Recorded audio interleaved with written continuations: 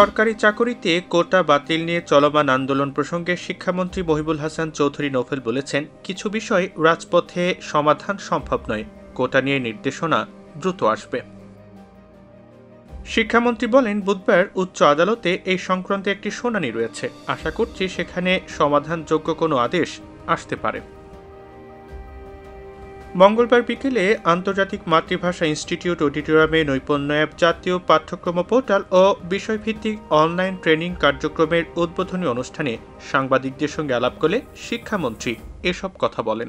আমরা জানতে পেরেছি যে আমাদের সর্বোচ্চ আদালতে এই বিষয়টি নিয়ে আগামীকাল একটি শুনানি হবে এবং সেই ক্ষেত্রে একটা সিদ্ধান্ত আসার সম্ভাবনা আছে। তো যেহেতু এটি ইতিমধ্যেই বিষয়টি একটা পক্ষভুক্ত হওয়ার বিষয় এখানে এসেছে, মাননীয় আইনমন্ত্রী মহোদয় মন্তব্য করেছেন, তাই অবশ্যই বিচারাধীন বিষয়, সেটা নিয়ে মন্তব্য করাটা সঠিক হবে না। অনেকেই সেটা নিয়ে রাস্তায় নেমেছেন। কিছু কিছু বিষয় আসে যে কিছু কিছু বিষয় থাকে সেগুলো আসলে রাজপথে সমাধান করা সম্ভব নয়। রাজপথে সমাধান করা সম্ভব নয়, যেহেতু পক্ষভুক্ত হয়েছে, আমরা আশা করছি এই বিষয়ে একটা নির্দেশনা আসবে।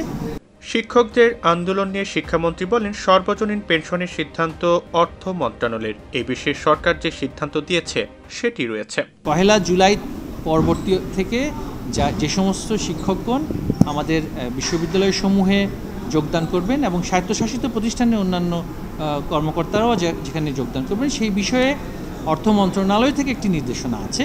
সেই অর্থ মন্ত্রণালয়ে যে নির্দেশনা, সেটা অবশ্যই সেটা সরকারের সার্বিক একটা নির্দেশনা। যেহেতু আমরা শিক্ষা মন্ত্রণালয় সরকারের গুরুত্বপূর্ণ অংশ, সেখানে সরকারের যে একটা সার্বজনীন নির্দেশনা এবং সার্বিক নির্দেশনা, সেটার বিষয়ে সুনির্দিষ্ট করে আলাদা মন্তব্য করব না আমি, কারণ এটা সরকারের সার্বিক একটি ভাবনার বিষয় এবং নীতি নির্ধারণী বিষয়। এ সময় নতুন শিক্ষাক্রম নিয়ে মন্ত্রী বলেন, শুধুমাত্র জ্ঞানমুখী নয়, উদ্ভাবনী চিন্তায় রূপান্তর আনতে নতুন শিক্ষা কার্যক্রম তৈরি করা হয়েছে। এই প্রজন্মকে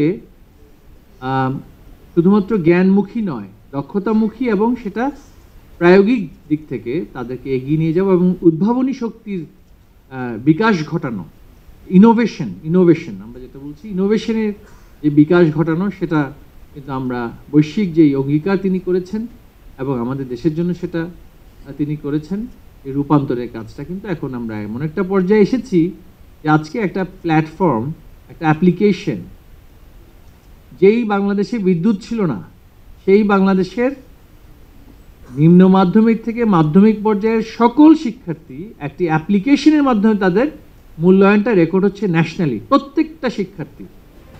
এ সময় শিক্ষামন্ত্রী আরও জানান, আগামীতে 30,000 শিক্ষা প্রতিষ্ঠানে প্রযুক্তিগত ক্লাসরুম গঠনের জন্য অর্থ দেওয়া হবে।